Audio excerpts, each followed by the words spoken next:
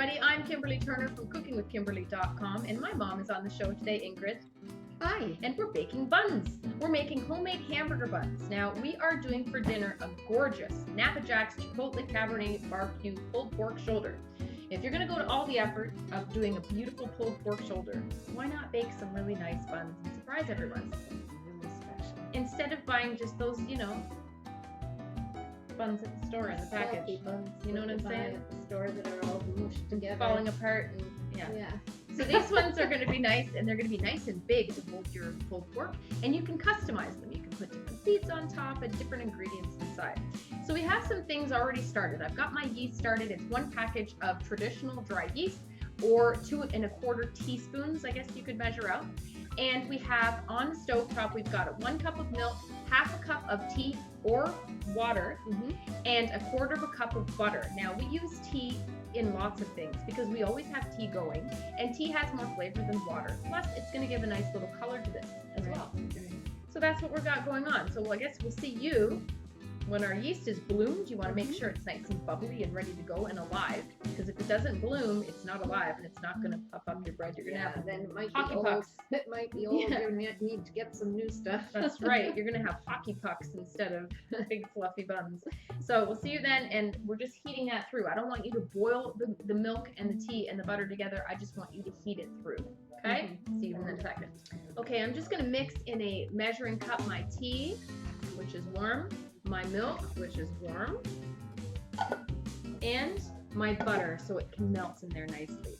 Now, I forgot to tell you, I did put about a tablespoon of sugar with the yeast. That's what feeds your yeast. It makes it nice and happy. Once you wake it up, you gotta feed it. Right. Okay, I'm adding a teaspoon of sea salt to that. That's gonna dissolve nicely since it's nice and warm. And I have an extra tablespoon of sugar. In replacement of sugar, you could also use honey. So 2 tablespoons of honey if you wanted to. Yeah, you could use honey or molasses. Or even agave nectar. Yeah. Anything sweet. Yep. Our yeast has nearly bloomed. It's a late bloomer. Okay, my yeast has bloomed. You're gonna see, I don't know if you'll be able to see mine, but it's bubbled up a little bit, and we're ready to go. Now, when we do our yeast, we try and keep our yeast happy. We warm the bowl first before we add it to it. And we like to do it in the mixing bowl so you don't mess up another bowl. What's the point? Because you need the yeast first anyhow, right? So, okay, so I'm going to sift half of this flour, and I'm just using like a little mat. You could use parchment if you wanted to. Sift this.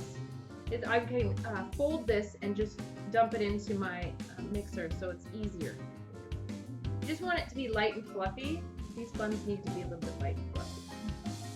Alright, so to my bowl, I know the recipe on the website isn't quite the same as what's going on in the show. We're kind of doing it a little bit backwards, but you can do that. You can experiment in the kitchen and do that.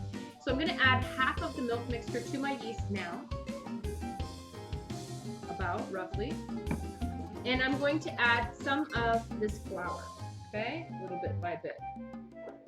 So that's like 1/4 of the whole amount of flour. And we're going to stir that through. I'm using a paddle attachment today. Now you could do this by hand and knead it by hand, but we're doing it with the mixer just for ease of use. And in with the rest of the flour here, I'm going to add 1 egg. I'm going to sift the rest of this flour while I'm waiting. I'm going to add a little bit more flour. I'm going to add milk.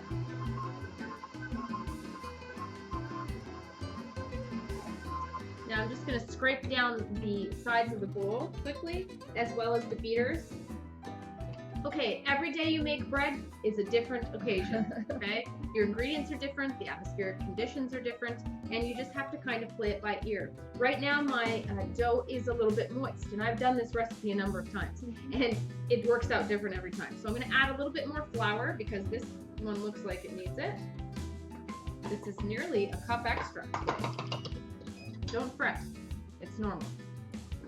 Now I said earlier we were using a paddle. I'm sorry, we're using a dough hook, in fact. And we're going to let this go until it pulls the dough off the sides of the bowl. This will also knead it for us. We don't even have to do it. that dough looks lovely. Just taking it out. Mom got the dough hook out. And it's pulled away from the sides. You want to keep kneading it until it is smooth and elastic. So it looks fantastic. Let me just get some flour down before I show you what this is all about. All right, so we're just gonna pull this out of here. There you go. And that's what we're looking at, okay? It's really soft, it's nice and smooth on the outside, and it's quite elastic. That means that the gluten has started to form in there, and that's what you want. So I'm just going to form this into a nice even ball, right? Mom's gonna help me form these guys as well. Okay, we're gonna cut this dough ball into 4 quarters. Each one of these quarters is going to be separated into 3 pieces. Mom gets 2, and I'll get 2. Okay, so I'm just gonna kind of roll them into cylinders-ish so that you can have equal sized pieces. Now, unlike other recipes, this doesn't need to rise and be punched down and rise again and everything. We're just simply forming them into buns now and letting them rise on our cookie sheets. This recipe is going to make 1 dozen buns, and I have 2 cookie sheets ready. There's going to be 6 buns per sheet. So Mom's just cutting hers into 3 equal parts. So roll them into rounds. So I'm just forming them into little rounds, and I'm just going to flatten them slightly on the cookie sheet like so, like a patty.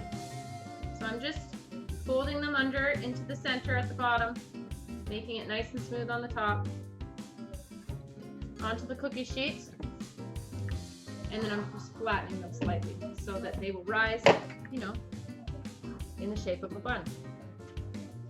Mom, yours look wonderful. Now you just have to flatten them down. So just punch them down a little bit. Okay, so mine look like hamburgers. And what we're going to do is we're going to push some sesame seeds into the top if you want to, or you can use other seeds, poppy seeds, whatever it is you like. So you just kind of push them in, they'll stick to it, and especially once it starts rising, things will be fine. They don't have to look perfect here, because as things rise, they kind of are very forgiving. They smooth, yeah, they do their own thing. So easy, huh? Especially if you have a mixer. What a treat that is. Oh, I don't know what I'd do without my mixer. I used to do this all by hand all the time. Yep. Well, the last times I've made these, I've done them by hand. Grandma used to do all the bread by hand. Now, if you wanted to use poppy seeds, you could, or chia seeds even. You could use onion flakes and have onion buns. So just push them in slightly, and they already look like little burger buns, don't they? They're already starting to rise. All right, so here's what they look like right now, okay? So now what we need to do is we need to put some nice linen tea towels over top. And you're gonna put these in an area that's warm and non-breezy for the next 30 minutes. What you're looking for is these guys are gonna double in size roughly, and that's all you need. Then they go in the oven. So, nice linen tea towels. We need to use linen ones so that the little fuzzies on the other ones don't stick to your bread. Good job, Mom. You look nice. All right, so nice warm area of your home. And we'll see you in roughly maybe 30 minutes, I would say. Mom? All right, so these guys have at least doubled in volume, and they look very nice. They're also gonna puff up in the oven. So I've preheated my oven to 400 degrees Fahrenheit, and I'm also going to use the convection setting because it's baking and that's what we do. So both the pans look like this, and they go for 10 to 12 minutes. I'm going to check them at 8 just to make sure all is copacetic.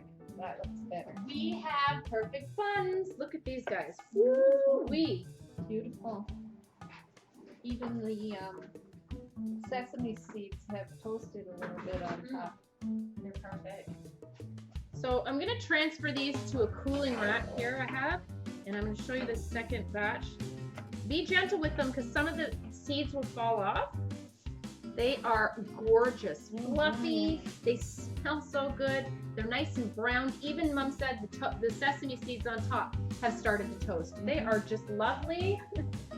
So look at these guys. They're browned up and light and fluffy. Look at that. Won't that be Gorgeous. awesome to put your pulled pork on tonight? Mhm. Isn't that cooler? Nice fresh buns. Cooler than buying those little tiny ones in the package? Yeah. I think so. So just let them cool completely. And these will be nice for sandwiches for the kids, for school, or whatever. Snacks. If you know you're inviting people over for a barbecue, it's a nice idea to just bake a dozen of them, you know, or something like that. They weren't hard. No, they were hard to make. Mom was surprised because she thought we'd have to punch them down and let them rise again and No, this, that. they're awesome. Yep. It's a good recipe. Mm-hmm. There you go. They are beautiful. They even sound nice.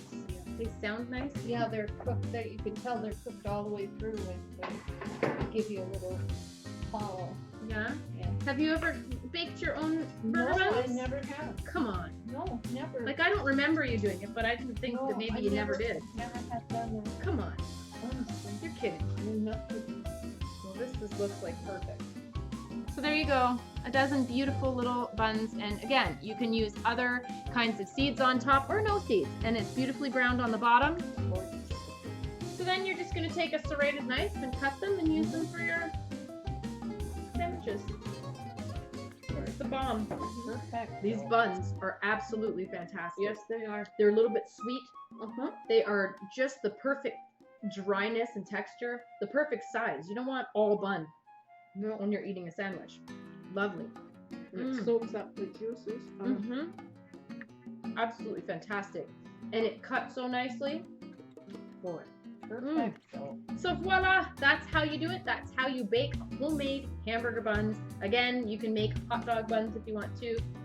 And really, you know, if you don't have the vehicle, you can't go to the store to get your buns. If you have a little bit of flour, that's really the main ingredient.